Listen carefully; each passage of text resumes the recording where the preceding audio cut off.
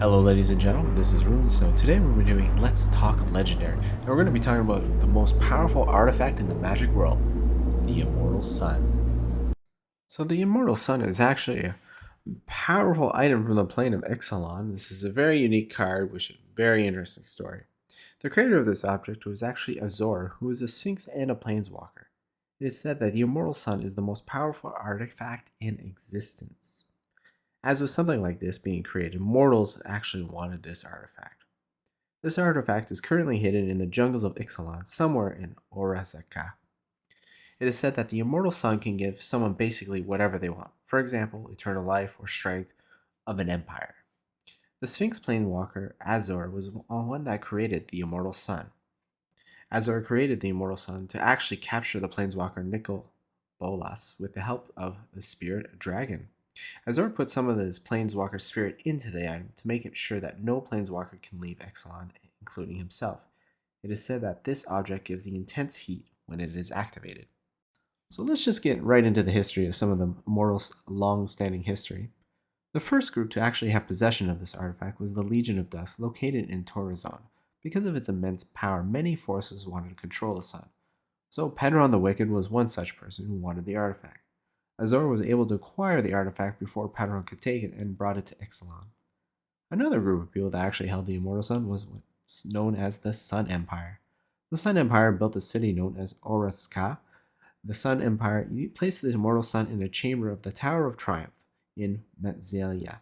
This brought the empire into great prosperity, for the city, of course, had great prosperity, but things don't last. As a result, Azor made everyone leave the city to hide in the city. So the next group of people were actually that took care of the Immortal Sun were the River Heralds, who were made of merfolk. They guarded the artifact for centuries and guarded it without knowing its exact location. This was that no one would know where exactly the artifact is, so no one could actually take control of it. Since the secrecy of the Immortal Sun, many people and groups wanted it for themselves. For example, Legion of Dusk wanted it back because they wanted to achieve immortality without the use of blood. Brazen Callington wanted the artifact to eliminate the Legion of Dusk. At this time, the merfolk known as the Kumra went to find the artifact, which everything went against what the River Heralds believed in. Of course, the Sun Empire wanted it back as well, so they hired the Planeswalker Hualti to find it as well. With everyone wanting it, Hualti actually teamed up with Tishna for the sole purpose of stopping the Kumra from finding the sun. We do know even Angorath Planeswalker wanted it too.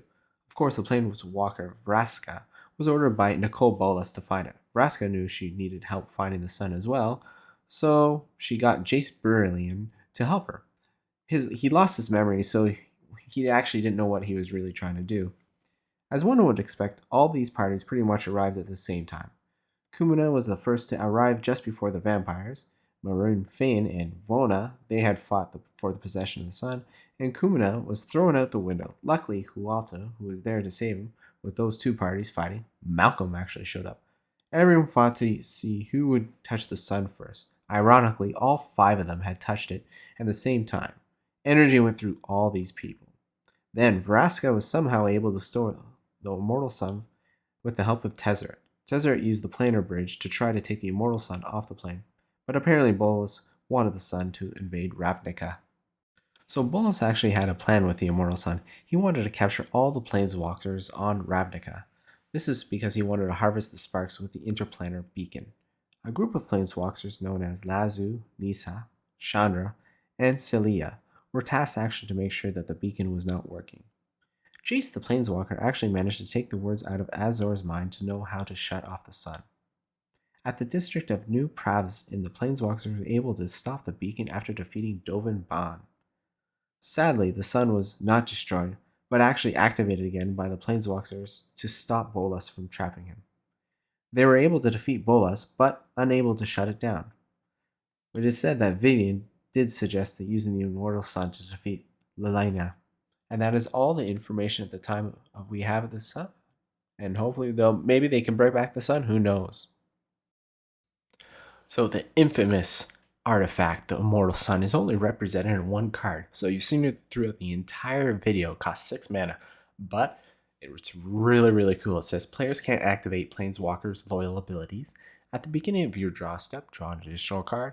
Spells you cast cost 1 less to cast, and creatures you control get +1/+1.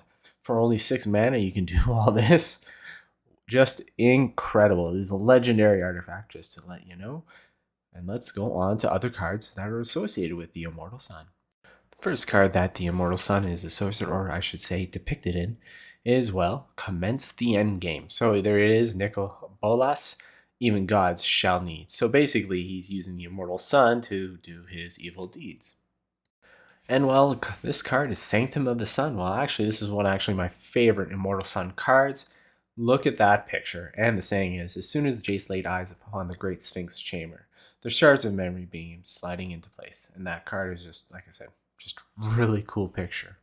The next card that Immortal Sun is depicted in is basically Mastermind's Acquisition from Ixalan. Another piece of the Nefarious puzzle. And again, it's basically looks almost like the same last card, but it looks like it's more activated in this card. Next card we have on the list is No Escape, and well, this is just another cool picture because basically Jace is intertwined with the Immortal Sun in the storyline, and it says, Jace surmised that they were walking into Bolas' trap. He felt no joy being right, and then you can see in the sky, there's the Immortal Sun being activated. Well, there's not much more to say, but these 3 islands represent the Immortal Sun has been depicted in, which is really cool that the islands have 3 islands in that set have the Immortal Sun depicted in it. So it's obviously a big major playing card. So the next set of cards I'm going to show you are cards that the Immortal Sun is quoted or referred to. The first one being Blood Sun, and the saying goes, as the struggle raged for control of the Immortal Sun, the world grew darker under a blood red sky. And as you can see in the picture, it just makes absolutely perfect sense. There's the old kingdom that had the nice little bridge.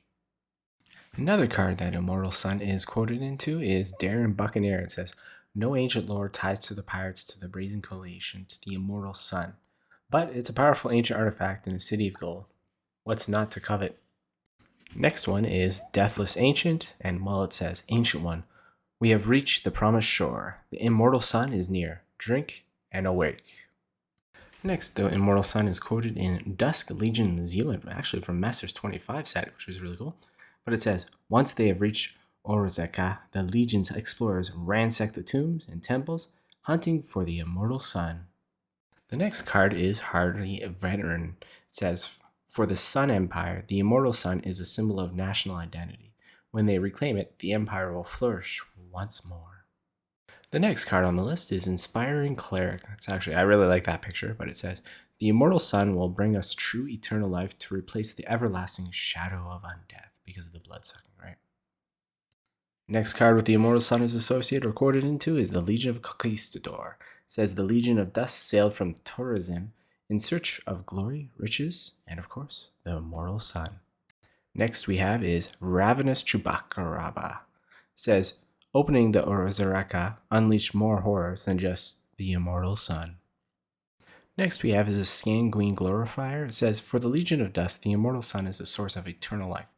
When they reclaim it, they will no longer be forced to subsist on the blood of the wicked. Next we have is Soul of the Rapids. A really cool card as well. But it says, with the Kuminya in control of the Immortal Sun, the rapids rose from their riverbeds, and the waterfalls took flight. Once again, with the storyline of them trying to protect the Immortal Sun. And the second last card the Immortal Sun is quoted into is the Star of Extinction. The visions haunt me. I see the end of the world, brought on by the search of the Immortal Sun. Shaper Passional. And the last and final card that the Immortal Sun is associated with is Sworn Guardian. It says, for the River Heralds, the Immortal Sun is an object of terror and devastation. The idea that anyone would retrieve it for their own use is utterly abhorrent. And there you go. Those are all the cards and all the information currently on the Immortal Sun. Who knows, it will come back in 10 years from now in the Magic? We don't know. So I hope you enjoyed the video, and I hope you guys have a good day and a good evening.